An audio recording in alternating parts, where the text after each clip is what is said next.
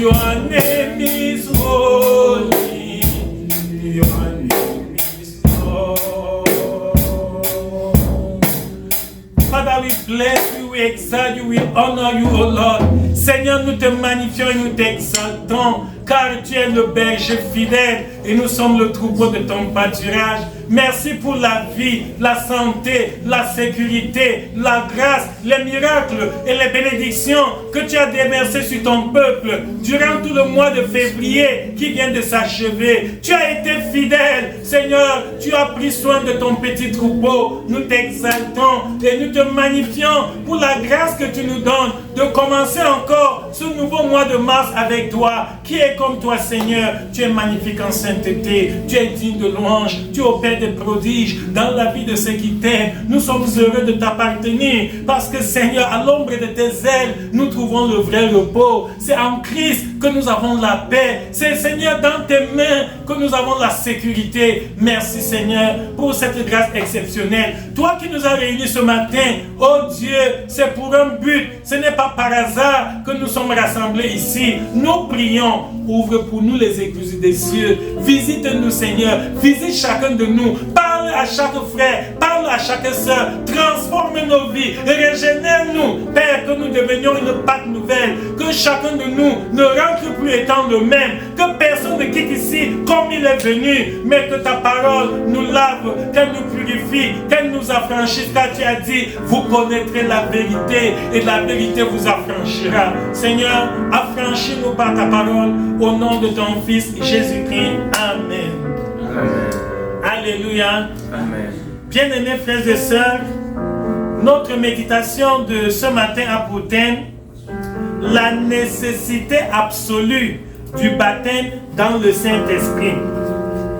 La nécessité absolue du baptême dans le Saint-Esprit. Nous voulons voir quelle est cette promesse que le Seigneur a faite à ses disciples lorsqu'il quittait ce monde. Jésus avait vécu 3 ans, 6 mois de ministère terrestre. Il a annoncé l'évangile. Il a fait beaucoup de choses. Mais à la dernière minute, quand il s'apprêtait à rentrer au ciel près du Père, Jésus a dit quelque chose de très très important. Il a dit aux apôtres, Jean, vous avez été baptisés d'eau, mais vous, dans peu de jours, vous serez baptisés du Saint-Esprit. Bien-aimés, cet enseignement est tellement profond que nous ne pouvons pas l'achever en une seule séance. Donc aujourd'hui, nous allons juste introduire l'enseignement sur le baptême du Saint-Esprit. Par la grâce de Dieu, nous aurons le temps d'aller en profondeur sur d'abord la définition. Qu'est-ce que le Saint-Esprit? Beaucoup de gens parlent du Saint-Esprit sans même savoir de quoi il s'agit. Qui est le Saint-Esprit? Nous allons prendre du temps pour approfondir cela. Et après avoir compris qui est le Saint-Esprit, nous allons voir comment cette promesse nous a été faite. Est-ce que c'est notre propre invention ou bien c'est vraiment Dieu qui, dans sa souveraineté, a décidé de donner le Saint-Esprit à ses créatures? Nous allons prendre du temps pour approfondir la promesse du Saint-Esprit depuis l'Ancien Testament jusqu'au Nouveau Testament. Le point suivant sera de voir que maintenant qu'on a semé la soif du Saint-Esprit en vous, on vous a dit que c'est une promesse divine. Que faut-il faire pour être baptisé du Saint-Esprit? Nous avons besoin de l'éclairage des Saintes Écritures. Parce que la confusion est totale dans le monde aujourd'hui au sujet du baptême du Saint-Esprit. Les gens vous disent tout et rien. Nous qui avons beaucoup voyagé pour l'œuvre de Dieu, nous avons vu des choses incroyables. Si je vous dis, vous allez penser que peut-être je voulais juste vous amuser. Alors que c'est vrai. Que faut-il faire pour être baptisé du Saint-Esprit? Nous avons vu des gens qui vous disent que quand il rit, c'est qu'il est baptisé du Saint-Esprit. Donc, un autre m'avait dit que quand son doigt, le deuxième doigt, c'est quand ça secoue comme ça, c'est qu'il est baptisé du Saint-Esprit. Un autre, bref, je ne peux pas, on aura le temps d'approfondir ça. Donc, Donc les gens n'ont pas voulu suivre la ligne tracée par Jésus. Les gens ont cherché des raccourcis pour avoir le Saint-Esprit. Et pour être franc avec vous, beaucoup ont été possédés par de mauvais esprits, croyant que c'est le Saint-Esprit qu'ils ont reçu. Un jour, à Bafoussam, j'étais en mission. Quand je suis arrivé, une jeune sœur qui était avec nous à Yaoundé, à Obili, qui persévérait très bien, quand elle est allée là-bas, je ne sais pas ce qui lui est arrivé, elle a totalement changé. Elle fuyait tous les enfants de Dieu. Et j'ai voyagé, j'ai dit que je vais tout faire pour la rencontrer. Quand je lui fais signe que j'arrive, elle disparaît, elle se cache. Finalement, le Seigneur a accordé grâce que je la coince. Là où je l'ai trouvée, elle me dit qu'elle ne vient pas à l'église parce que maintenant elle marche par le Saint-Esprit. Donc c'est le Saint-Esprit qui lui dit le jour où elle doit aller à l'église et le jour où elle ne doit pas aller à l'église. Je lui dis non ma soeur. Jésus a dit, là où 2 ou 3 sont ensemble dans mon nom, je suis au milieu de ces. Jésus qui a créé l'église. Comment Jésus peut fonder l'église? Après il te dit de ne pas venir à l'église. Elle me dit que non, elle était devenue bizarre. C'est-à-dire on blasphémait le nom de Dieu au quartier. Tout le monde dit que vraiment l'église à ça c'est des méchants. Regardez ce que la fille est devenue. Une grande intellectuelle, hein? Elle sortait de l'université de Yaoundé 1 à l'époque. En tout cas, c'était la seule université du Cameroun à l'époque. Je lui demande que pourquoi tu t'habilles très mal. On m'a appris que tu t'habilles et justement le jour là, elle était débraillée. Elle me dit non, c'est le Saint-Esprit qui lui dit ce qu'elle doit porter. Donc chaque matin quand elle se lève, si le Saint-Esprit lui dit porte tel habit, si elle dit ne porte pas ceci, non, il y a des jours que cet esprit entre guillemets lui dit de sortir comme ça nu. Je dis, hé ma soeur, quand cet esprit te dit de sortir nu à la Foussa, elle était convaincue que c'est le Saint-Esprit. Donc je voulais que vous preniez l'enseignement au sérieux. Pour vous compreniez que ce que nous allons voir là, quand quelqu'un quitte la ligne, même un peu, parce que le diable se déguise en ange de lumière. Quand Dieu met la route comme ça, le diable met sa route exactement à côté. Il ne met pas loin. De manière que tu peux marcher sur la route du diable, croyant que sur la route de Dieu. Vous voyez les deux rails, là où le train marche, là. Les deux rails là, c'est comme ça. La volonté de Dieu c'est un côté, la volonté du diable n'est pas très loin. C'est toujours tout près. Et beaucoup sont égarés, beaucoup sont... Je ne vous parle pas de foyers détruits. Les femmes qui ont quitté leur époux, que l'esprit lui a dit que non, ça c'est un païen, que vous n'avez pas affaire avec les gens du monde, qu'il n'y a pas il dit que quel accord il y a entre la lumière et les ténèbres. Jésus n'est pas venu séparer les mariages. Je ne vous parle pas des enfants égarés, les enfants qui ont abandonné les études, disant qu'ils ont eu l'inspiration du Saint-Esprit, que leur a dit que l'école là c'est rien, tout ce qu'on fait, les diplômes là c'est zéro, l'essentiel c'est le ciel. C'est pour vous dire que bien aimé, cet enseignement est très important. Prenons du temps, ne nous pressons pas, allons pas à pas, étape par étape, pour voir que dit la parole de Dieu au sujet du baptême dans le Saint-Esprit. Qu'est-ce qu'il faut faire pour avoir le Saint-Esprit? Ensuite, comment quelqu'un peut savoir qu'il a eu le Saint-Esprit? C'est le 4e point. Quelles sont les manifestations du baptême dans le Saint-Esprit? Quand les apôtres ont eu le Saint-Esprit le jour de la Pentecôte, qu'est-ce qui s'est passé? Qu'est-ce qui leur a fait savoir qu'ils sont baptisés du Saint-Esprit? Parce que notre foi est basée sur il était écrit. Quand nous quittons il est écrit même un peu, on va tomber dans la déviation. Aujourd'hui, beaucoup de gens vous disent comment ils ont le Saint-Esprit. Ça ne ressemble en rien à ce qui s'est passé le jour de la Pentecôte. Même pas un peu. Ça n'a même pas l'odeur de la Pentecôte. Donc nous devons prendre du temps. Parce que c'est la base de notre foi. Le Saint-Esprit, je vous dis la vérité, quand on rate ce point-là, tout le reste, vous allez chavirer. Donc il faut que nous prenions du temps. Et je vous supplie de me poser des questions à chaque étape, pas à pas. Parce que quand quelqu'un accepte quelque chose sans être convaincu, ce n'est pas bon. Nous voulons que vous acceptez la parole de Dieu par conviction. Parce que vraiment, cela est biblique. Non pas par influence de bon, comme c'est le pasteur qui a dit, j'accepte aussi seulement. Non, n'accepte rien parce que c'est le pasteur. Accepte parce qu'il est écrit. Et la méthode que le Seigneur nous a donnée depuis l'Ancien Testament, ça c'est depuis Deutéronome, que Dieu avait dit à son peuple que tout affaire doit être réglé sur la déposition de 2 ou de 3 témoins. Donc, toute doctrine biblique doit avoir un minimum de 2 ou 3 passages bibliques concordants. n'acceptez pas les doctrines bibliques qu'on vous donne à base d'un passage biblique isolé. C'est-à-dire, on tire un seul texte comme ça, on construit une doctrine dessus et on te donne, tu acceptes. C'est ça qui a égaré beaucoup de religions. Même beaucoup de gens qui se disent chrétiens. Donc, vous voyez l'exemple de Jésus lui-même.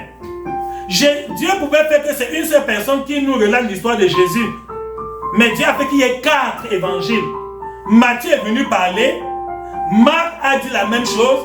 Luc, qui n'était même pas là, a recueilli les témoignages de ceux qui étaient là, les témoins oculaires. Il a écrit la même chose. Jean, donc nous avons 4 témoignages concordants.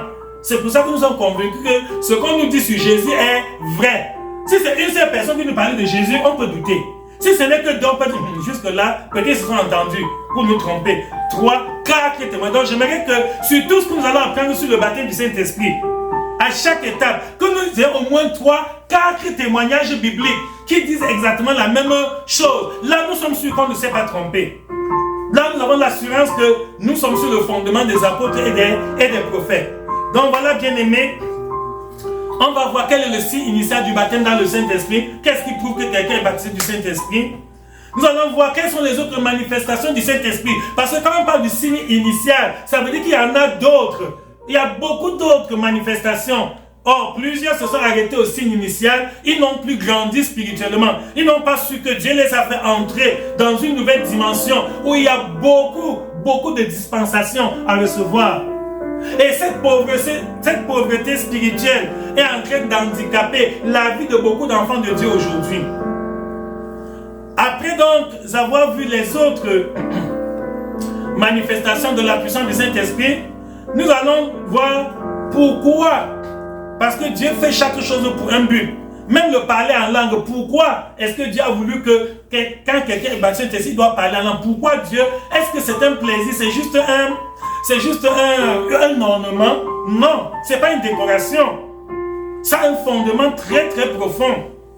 Donc ceux qui négligent de parler en langue ne savent pas, qui se privent de la grâce de Dieu. On aura le temps d'approfondir tout ça. Ensuite, nous allons voir les dons du Saint-Esprit. Donc après ces préliminaires, il y a les dons, il y a les aptitudes spéciales que Dieu donne de manière continue et permanente. On appelle ça don. Donc le don n'est pas quelque chose qui se manifeste de manière sporadique, une fois et ça disparaît. Après 2 ans, 5 ans, il n'y a plus rien. Non. Quand quelqu'un a un don du Saint-Esprit, c'est une grâce que Dieu lui a donnée qui va se manifester de manière permanente, continue. C'est-à-dire il y a une continuité, il y a un suivi. Après les dons du Saint-Esprit, nous allons voir quelle est la vie que doit mener un frère ou une sœur qui est baptisé du Saint-Esprit. Parce que voilà encore une autre pierre d'achoppement. Beaucoup de frères se sont véritablement reçus le Saint-Esprit. Mais ils n'ont pas su comment encadrer, garder cette grâce, comment conserver ce trésor. Et finalement, ils ont fait naufrage par rapport à la foi. Donc on va voir, la vie d'une personne baptisée du Saint-Esprit ne doit pas être comme la vie d'une personne qui n'est pas baptisée du Saint-Esprit. Même Dieu n'agit pas envers quelqu'un qui a le Saint-Esprit comme il agit avec quelqu'un qui n'a pas le Saint-Esprit, même dans l'église. Même parmi nous qui sommes déjà dans l'église, vous verrez que les révélations que Dieu va donner à celui qui a le Saint-Esprit, ça ne sera pas de la même dimension. Les manifestations, les miracles, les signes, les prodiges, tout ce que Dieu va faire comme dispensation de grâce à quelqu'un qui est baptisé du Saint-Esprit, il y aura une différence. Malheureusement, beaucoup de chrétiens, soit par ignorance, soit par négligence, ayant reçu le Saint-Esprit, on continue à se mesurer aux autres. Mais ça, tel frère fait comme ça, pourquoi moi aussi je ne peux pas faire? Telle soeur fait comme ça, le pasteur ne dit rien. Pourquoi c'est moi qu'on me gronde? Quand on sait, même les parents naturels, biologiques, que tel enfant a un don particulier, je vous dis la vérité, on l'encadre spécialement. Même dans l'armée, vous verrez que dans l'armée, il y a les sangalons. Quand ils forment certaines fautes, le capitaine, il s'en fiche, c'est que la victoire ne dépend pas de ces gens-ci. Il sait que même quand nous partons à la guerre, là, ceux-ci sont là seulement pour compléter le nombre. Ça, c'est la chair à canon. Mais, il y a les officiers, que s'ils s'amusent, on veut que le sort de la nation est dans leurs mains. C'est eux qui peuvent décider, faire basculer la victoire à gauche ou à droite. On ne blague pas avec ces gens-là. Vous verrez, l'école où on forme les pré-militaires, c'est une petite école assez Mais l'école où on forme les officiers de l'armée, oh là là, même pour entrer là, c'est pas facile d'entrer. Pour les pré-militaires, on peut même te faire même le CEP. Même sans diplôme, on vous prend, on vous met là, on vous apprend ça. Allez, on vous dit allez. Voilà. Parce qu'on sait que on ne compte pas tellement sur vous. Mais les officiers, aïe aïe aïe, ceux qui vont diriger la guerre, ceux qui vont élaborer les stratégies, qui vont réfléchir sur les méthodes d'attaquer l'ennemi et de le vaincre, on les forme dans une école où pour entrer, tu dois avoir un diplôme de l'enseignement supérieur. Ah oui, pour seulement même entrer. Et même arriver là-bas dedans, la formation est rude, sérieuse et rigoureuse. Et je vous ai dit que Satan n'a fait qu'imiter ce qu'il a vu au ciel. Ça dit tout ce que vous voyez dans le monde là. Dans le monde visible, la vie est spirituelle. Ce que nous voyons sur le plan visible n'est que le reflet de ce qui est dans le monde invisible. Donc, Lucifer a vu comment Dieu a organisé son armée, l'armée des anges au ciel. C'est sur ce prototype qu'il a aussi amené ça sur la terre et il a perverti ça. Il a juste gâté ça.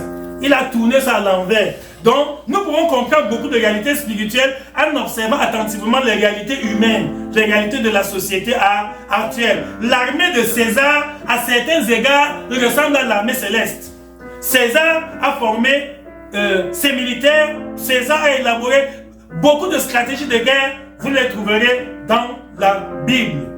Donc, bien aimé, on va voir quel est le genre de vie que doit mener une personne qui est consacrée à Dieu et que Dieu l'a baptisé du Saint-Esprit. Il n'est plus un homme comme tous les autres. Il n'est plus un homme normal. Alléluia. Amen. Il n'est plus une personne normale. Comprenez-moi bien.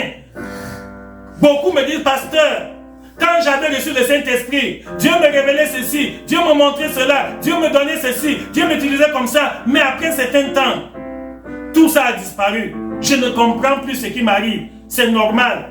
Parce que tu n'as pas eu un encadreur qui devait te dire que fais attention, tu n'es plus une personne normale. Le Saint-Esprit, c'est qui? C'est le Père et le Fils. Jésus dit, si vous m'aimez, c'est Jean 14, 15. Dans le livre de Jean, chapitre 14, verset 15, Jésus dit, si vous m'aimez, gardez mes commandements. Et moi, Jésus, je prierai le Père et vous donnera un autre consolateur, afin qu'il demeure éternellement avec vous. Ce n'est pas pour 2 ou 3 jours, ce n'est pas pour 1 an ou 10 ans. Afin qu'il demeure éternellement avec vous l'esprit de vérité que le monde ne peut recevoir. Alléluia. Amen. Voilà encore notre pied d'achoppement. Le monde ne peut pas recevoir le Saint-Esprit. Les hommes, les femmes viennent à l'église, ils gardent la mondanité, ils veulent avoir le Saint-Esprit. C'est impossible.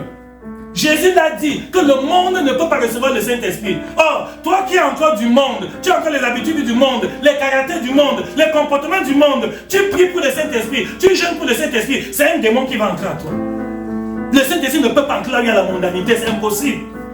Et c'est Jésus qui l'a dit, dès le premier jour qu'il a promis ça. Il a dit, je prierai le Père, il vous donnera un autre consolateur, parce que Jésus lui met le premier consolateur. Et comme il sait qu'il retourne auprès du Père au ciel, il faut un remplaçant qui va jouer le rôle qu'il assumait auprès de nous quand il était physiquement présent sur la terre. Il dit, afin qu'il demeure éternellement avec vous, l'esprit de vérité que le monde ne peut recevoir. Parce qu'il ne le voit point, le monde ne peut pas voir le Saint-Esprit et ne le connaît point, le monde ne connaît pas le Saint-Esprit. Il dit, mais vous le connaissez, car il demeure avec vous et il sera en vous. Alléluia. Amen. Voilà encore une autre confusion. Jésus a dit, le Saint-Esprit demeure avec vous, mais il sera en vous. Beaucoup de chrétiens, dès qu'ils voient que le Saint-Esprit demeure avec vous, ils se précipitent et disent, j'ai déjà le Saint-Esprit. Non. Non, non. C'est l'ignorance, ou peut-être c'est la mauvaise foi. Les apôtres étaient avec Jésus depuis 3 ans et demi. Le Saint-Esprit était avec eux, mais le Saint-Esprit n'était pas encore en eux. Jésus les a même envoyés prêcher, ils ont évangélisé, ils ont été les gagnants d'âmes, ils ont fait des miracles. La Bible, ils sont revenus dire à Jésus que même les démons nous sommes soumis. Jésus a dit c'est très bien.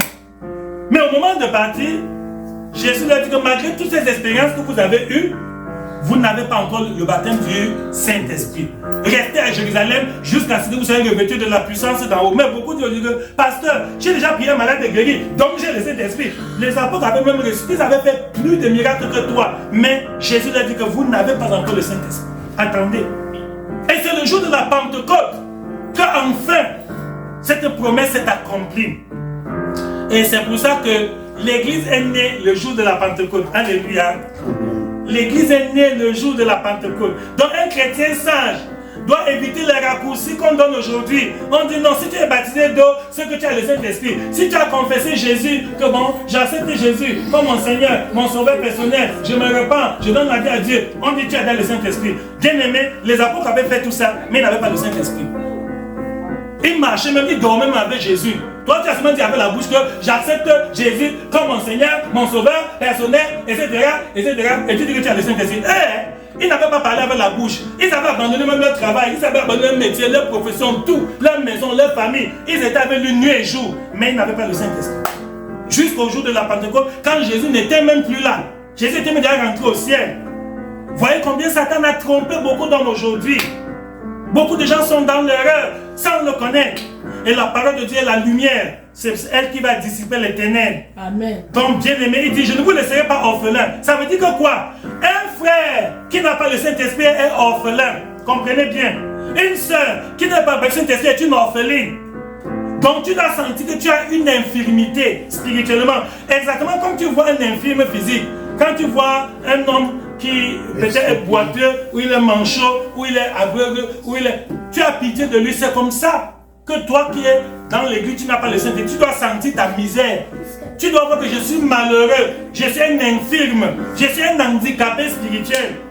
Mais beaucoup disent, bon, moi je prie déjà, Dieu m'exauce, je pars à l'église, je fais ceci, je fais cela. Le Saint-Esprit n'est même pas, au contraire.